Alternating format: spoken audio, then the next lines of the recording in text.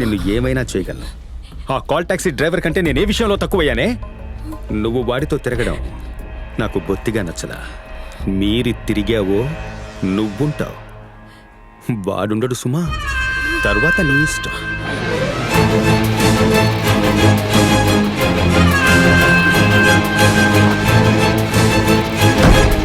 నాకేమైనా పర్వాలేదు, కానీ వాడు నిన్నేదో చేస్తానంటున్నాడు. ఇక నేను ఊరికే ఉండదలుచుకోలేదు. ఇంకెప్పుడు వాడు మన జోలికే రాకూడదురా. ఇది ఆ రోజు మెకానిక్ షెడ్లో చూసినప్పుడే నువ్వు నాకు చెప్పుంటే ఈ రోజు వాడు హాస్పిటల్కి వచ్చేవాడు కాదు.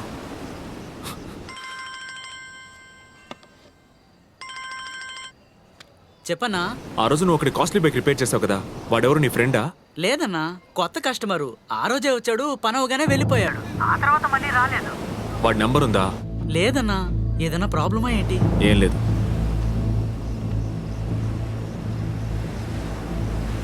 వాడి పేరేంటో తెలుసా నీకు?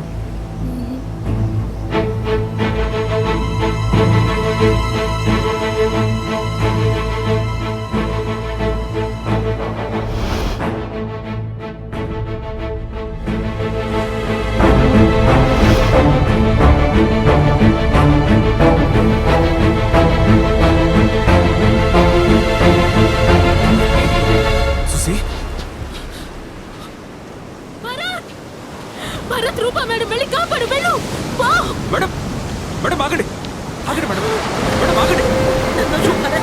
ఏంటి రండి మేడం. నాకు బతకాలని లేదు భరత్. వద్దు నేను చచ్చిపోవాలి. నాకు బతకాలని లేదు భరత్. రండి మేడం. కాపాడు భరత్. జాగ్రత్త.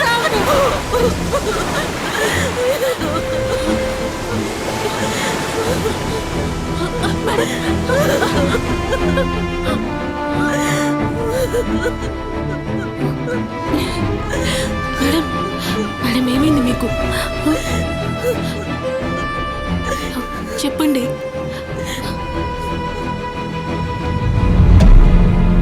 వసంత్ పెడుతున్న టార్చర్తో నేను విసిగిపోయి ఉన్న టైంలో రాంగ్ కాల్ మూలంగా నాకు ఒకతను పరిచయం అయ్యాడు.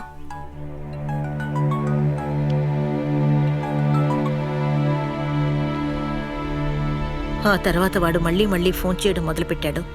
ఒంటరితనంతో బాధపడుతున్న నాకు వాడి మాటలు ఓదార్పునిచ్చాయి. కానీ ఏనాడు హద్దు మీరి మాట్లాడింది లేదో. ఫోన్లోనే మాట్లాడుతున్న అతను ఒకరోజు డైరెక్ట్గా కలవాలన్నాడు. నేను కుదరదని చెప్పాను, కానీ అతను వినలేదు. చాలా ఫోర్స్ చేశాడు. సరేనని చెప్పి వాడిని కలవడానికి బయలుదేరుతున్న సమయంలో వాడి ఇంటికే వచ్చేశాడు. అప్పుడే వాడి నిజస్వరూపం తెలియడం మొదలైంది. స్ప్రే లాంటిదేదో కొట్టి స్పృహ తప్పించి అసభ్యకర వీడియోలు తీసి నన్ను బ్లాక్మెయిల్ చేయడం మొదలుపెట్టాడు.